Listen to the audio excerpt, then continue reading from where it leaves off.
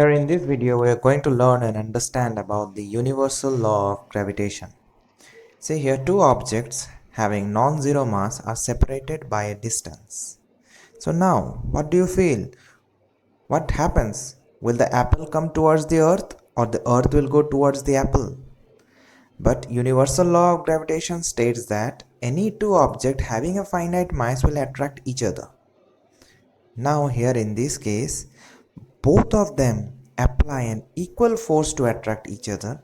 Now the question is, which one will accelerate more, the apple or the earth? Which will accelerate more? But as we know that the force is the product of the mass and acceleration, so from that we can say that acceleration is force by mass and acceleration is inversely proportional to mass. So the object whose mass is more will accelerate less. Here in this case we can see that the mass of the earth is very more than that of the apple.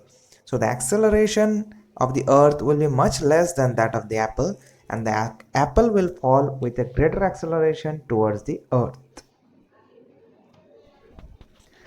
So now we define the universal law of gravitation and what are the factors on which it depends on. Here in this example we see two bodies A and B are separated by a distance d. Both the bodies have certain mass. For example, the body A has mass m1 and the body B has mass m2, and we consider that the mass m1 is greater than the mass m2. So in such a case, we can define the universal law of gravitation as every object in the universe attracts every other object with a force which is directly proportional to the product of their masses and inversely proportional to the square of the distance between them.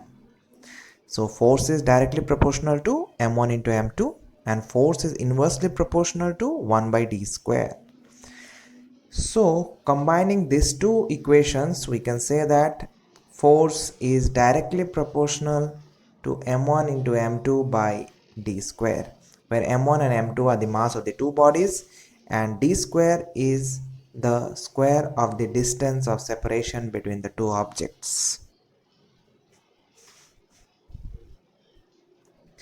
So now if you remove the directly proportionality sign, we need to introduce a constant g. So F is equals to g m1 into m2 by d square, where g is the universal gravitational constant. So rearranging the equation, we can say that the universal gravitational constant g is equals to F d square divided by product of the masses m1 into m2. So Lord Henry Cavendish formulated and found out the value of g as 6.673 into 10 to the power of minus 11 Newton meter square per kg square.